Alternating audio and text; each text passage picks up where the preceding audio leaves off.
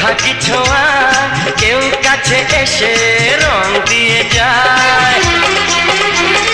ক্ষতি নেই যদি সোহাগী ছোঁয়া কেউ কাছে এসে রং দিয়ে যায়।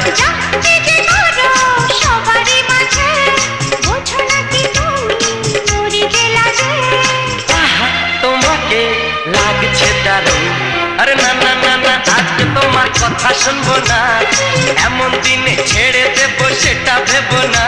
না না, যতই বলো